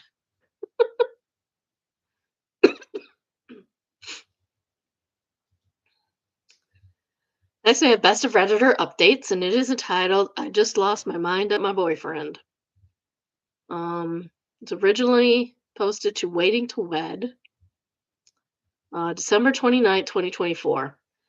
We are together just over 4 years and lived together just over two. I'm 25 and he's 27. His brother just proposed to his girlfriend of 2 years, and as happy as I am for them, I also got angry as I thought we would be engaged before them. Well, you can't get angry because of stuff like that. Your relationship is not their relationship. I sat him down this past September and strongly expressed my desire to get married. He gave me a very vague response that he wasn't ready yet, but was feeling more positive towards it as time goes on. You're only 25. Calm down, girl. That girl.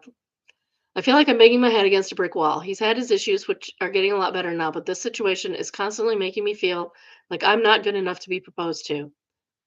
But I am a catch. I cook, I clean, make sound financial decisions. We split the bills 50-50, renting, have a good paying job. I make an effort with my appearance, and I'm not bad to look at. I actually have a very active dating life before I met him, so I know I'm not an ogre. Not that that should matter. What does he do? You're doing all these things. What does he do?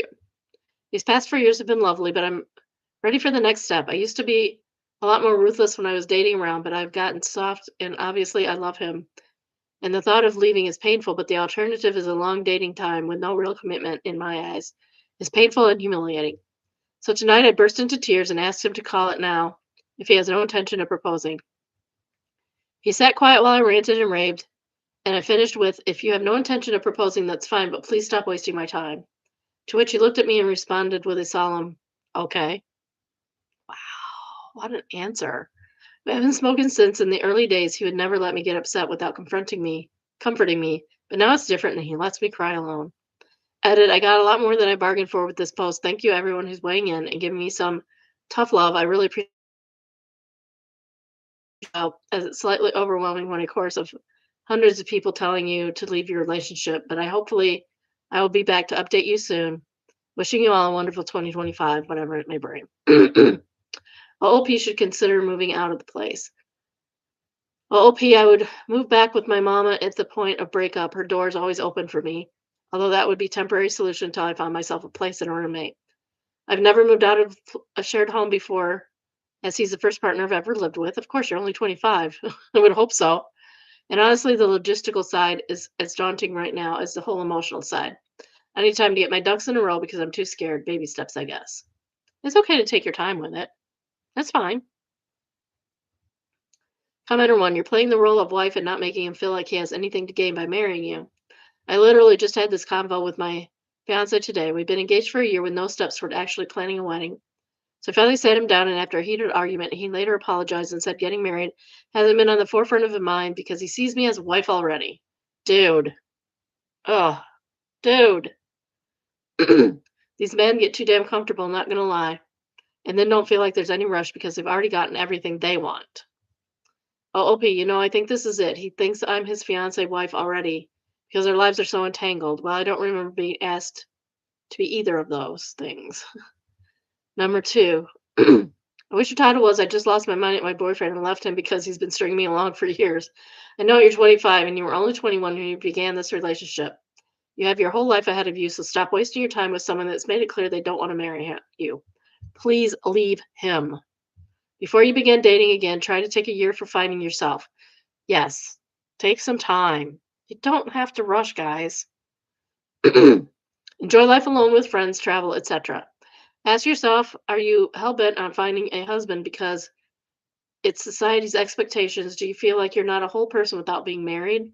I ask because you've listed a litany of things you do to make him want to be with you and marry you, and nothing about the things he does for you to prove he's worthy of you and your love. Exactly what I said. I don't know. I didn't know it was supposed to be a competition of which sibling gets married first, regardless of the age of the siblings. True. And without knowing him, I'm assuming that the reason you're upset is whatever is the age of his sibling. He was in his relationship less time and ready to get married versus your boyfriend made it clear that he doesn't want to marry you after 4 years.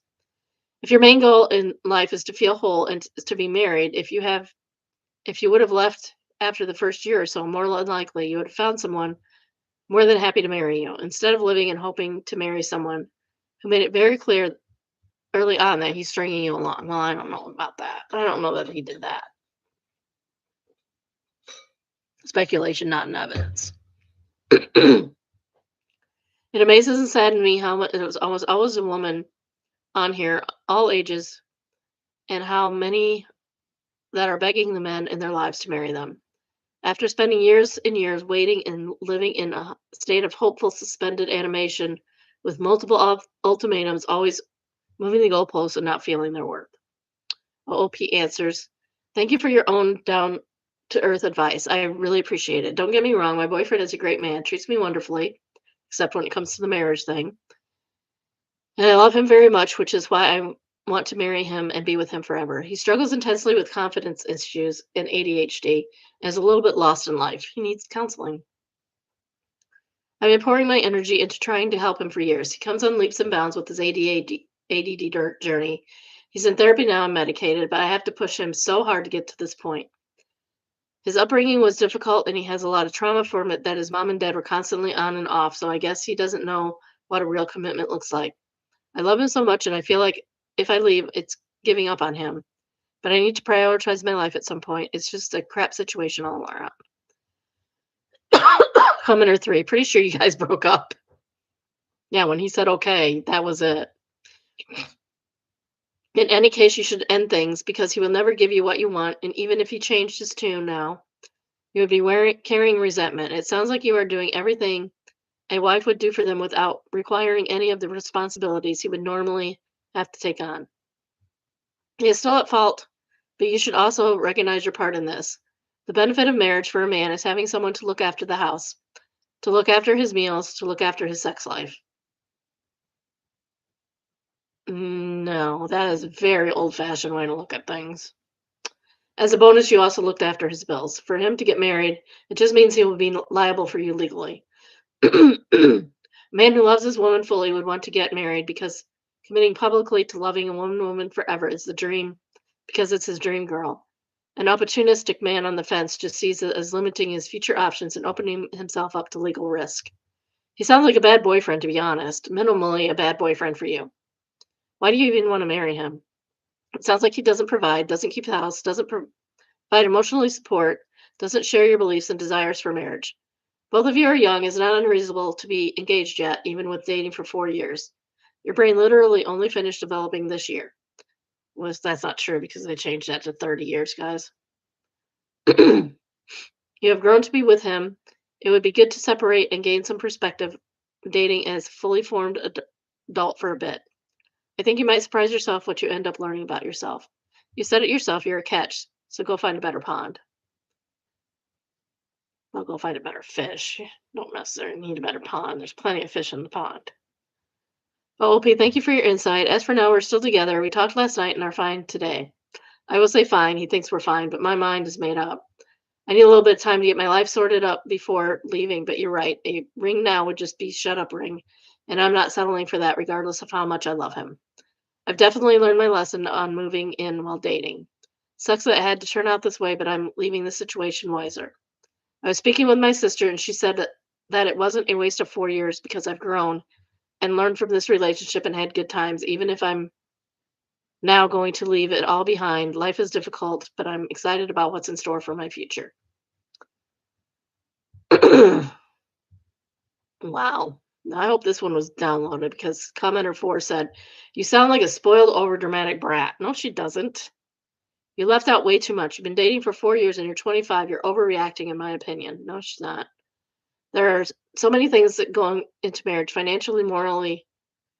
All of it is all of that ironed out. Are you on the same page about kids? Do you want to buy a house? Live in the same area? Is there anything that could be holding this up?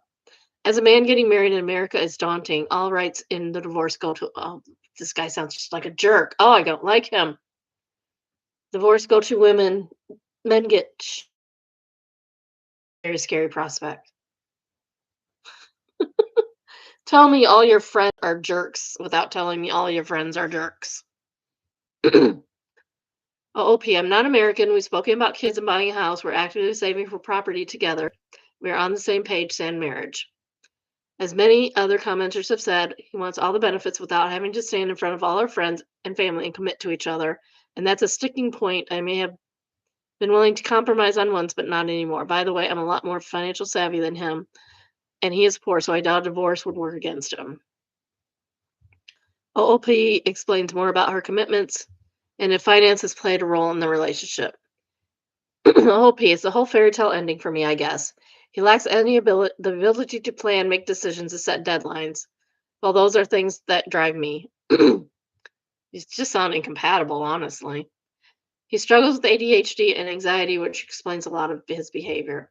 I'm completely loyal in a relationship and have never been unfaithful, but when I was single, I did date around. But that's fine. There's nothing wrong with that. We have both agreed on a day one that cheating is a complete deal breaker and it would be over on the spot. 2 years ago, he got blackout drunk. We argued and I left the house to stay with my mother for the night, and he downloaded Tinder while I was gone. I found out 4 days later when I saw the verification code text on his phone.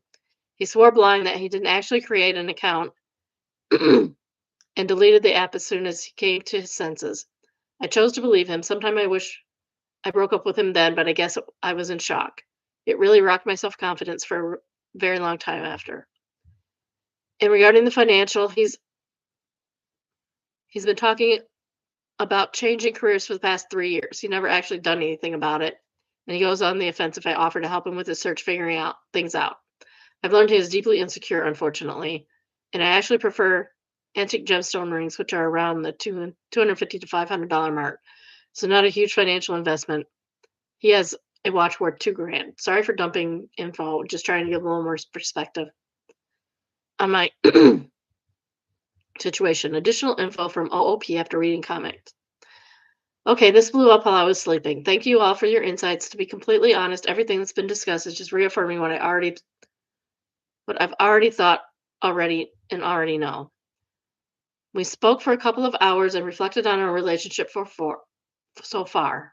It's funny because the engagement situation is very similar to when we moved in together. I had to plead with him to make a decision when we were offered a house.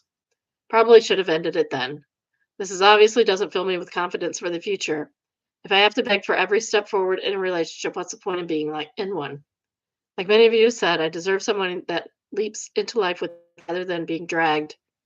And it's a shame that he can't be that person for me. I wish I could start fresh 1/1/25, however. I have a lease to contend with, which is up for renewal in March. Even if I did get a ring at this point, I don't think I'd be renewing. I gave too much away too early, and now I'm learning my lesson. And it's fine, you're young. This is what youth is for learning lessons.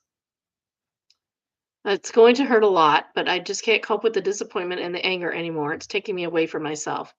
Thank you again for giving me permission to be angry and pissed off for that. I'm not being treated like I deserve. Here's to freeing ourselves from shackles of wife duties on a girlfriend's salary in 2025. Update number 1, April 11th, 2025, 3.5 months later. 90 days after I posted this, I left the relationship. I am 12 days into our separation and unfortunately still living together, but working on changing that. I also started therapy and it has been a revelation. I gave 4.5 years of my life going 100% to this man and reaped nothing from it. The energy that could have and should have been invested in myself. Imagine where I could be now. Life is full of lessons, and if you take anything from this up today, let it be this. When someone tells you who they are with their words and actions, believe them. I'm so excited for the rest of my life. I'm going to surround myself with people who believe in me and achieve what I want to achieve all by myself. A man does not determine your worth. Please never put your life on hold waiting for one either. Peace and love. Relevant comments. Commenter number one. Congratulations for finally breaking up with him and ending your hopeless relationship, which clearly wasn't going to lead to marriage. You're not losing anything, but he's losing a lot. Sorry, the cursor was in the way. Please arrange for one of you to leave ASAP, as you are not fully separated until you are living, if you are still living in the same roof. That's true. I'm worried that he might want to suck you back into resuming your relationship with him. Couples who are in the process of breaking up sometimes have breakup sex without even planning or attending to. And that could lead to weakening and making a poor choice. It also gives him the wrong idea. It's it leads him on. Don't do that. You come so far now to make a complete break. However, you have to make it happen. It's not really over until it's fully over and you are not living together anymore. Wishing you all the best as you deserve. LOP says, thank you. I'm about 60% packed up and the house looks so empty without my stuff. Aiming to be fully up and out this weekend. Also, the sex isn't good enough to weaken me, just saying. So you also need somebody that's better compatible that way. Commenter 2, 25, 26 is an awesome age to be single. I met my husband at 25 right after getting out of a similar relationship. Cheers to you. And OP says, thank you. Nice to hear a success story. I'm 26 this summer and ready to lead my best life as a single grown-up. Update number 2, December 31st, 2025. So just a few months ago. 8.5 months later. It's been a rough year since I made my post. I just thought I'd shed some light on my life since I left 9 months ago. I saved a deposit for my first property and I start my house hunt in the new year. Congratulations. I plan to buy solo and have my sister come live with me when I'm settled. I secured a new job I start in January that I was headhunted for. Awesome. With a 25% increase in salary and a lot of progression opportunities. Sounds good. I bought a new car all by myself and I maintain it myself. Good for you. Made a new circle of friends who I adore and have had so much fun with. Strengthened my relationships with my family as I can dedicate more time to them. Want to play on my own. Went to play on my own. Went to a concert on my own. Went abroad on my own and met some amazing people that I'm still in contact with. Lost 25 pounds and gained a love for the gym and swimming. I swam 30K in the month of June. Good. This year has turned out to be the best year of my adult life, and I'm not exaggerating. I'm also the happiest I have probably ever been. And I have so much to look forward to because I'm living my life for me.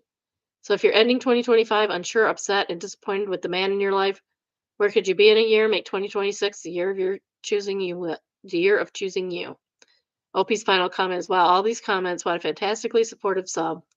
Thank you for all your well wishes, and may we carry only the best energy into 2026.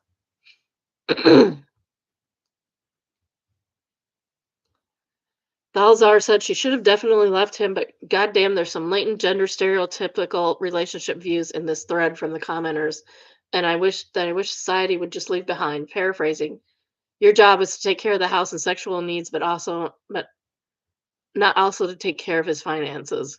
It's 2026. Hang off with that shit. King Dionysus says, it was hilarious dealing with my ex-wife's grandparents. I, male, was a commercial fisherman and was home most of the year. I make enough to pay my bills and have some fun money. Other than that, I just enjoy being home. I don't have many friends and would rather just take care of home needs. My ex would get breakfast, lunch, and dinner made for her. When she got home, she would eat and end that with a massage while she watched whatever she wanted. All this to say, she never had to lift a finger once she was home. Her grandparents would always gift her things like a KitchenAid or a vacuum or something they deem feminine like that. Don't. I would never buy a granddaughter a vacuum. KitchenAid if she wanted it. If she had like a baking hobby or something. Nobody wants a vacuum as a gift. Never, ever, ever. Unless it's a pretty freaking fancy vacuum. Nobody wants that. And every time she'd say this is really a gift for Dionysus because I don't do any of that, and they would just never get it. They could never understand that I just enjoy that life and she doesn't.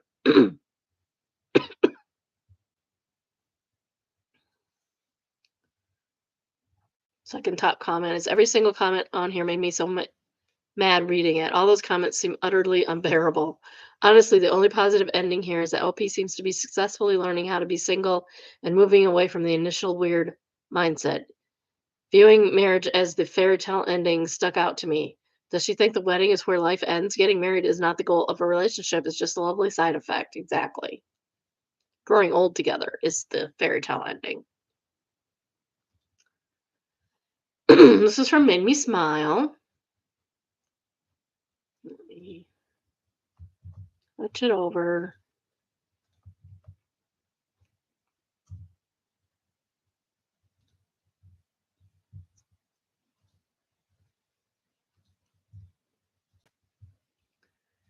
It is entitled For Christmas, my son's boyfriend handmade a gift box for me with a set of decorated goth band magnets and a card written to Dad.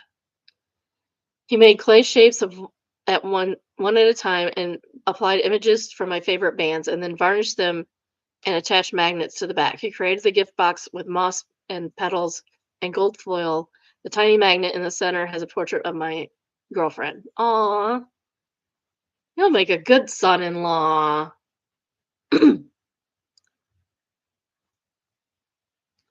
Dwight's Jello. Never know when you're gonna get those Dunder Mifflin throwbacks. Dwight's Jello says, "I love how you're showing it off, mate. I can tell you're chuffed, and I bet he's very pleased with you. Like you like them so much. A lot of effort. He's calling you dad. Sounds like he's locked into being part of the family. Congrats on the son-in-law." Edit, guys. I just want to say cheers for the kind awards, which the awards aren't even showing today. I don't know what's up with that. All of the comments I made on this were just an offhanded, genuine reaction to a great OP that totally made me smile. Much appreciated, but OP and his boys deserve all the credit. Very easy to have a positive reaction. OP answers, it means a lot to me because he didn't have a decent father growing up, and he's never known what a dad was supposed to be like until he saw how I interact with my son. That makes this extra meaningful. Dingleberry Parfait says, your post in this comment made me tear up today. It's beautiful and it sounds like you're nailing the dad thing. Love to see it.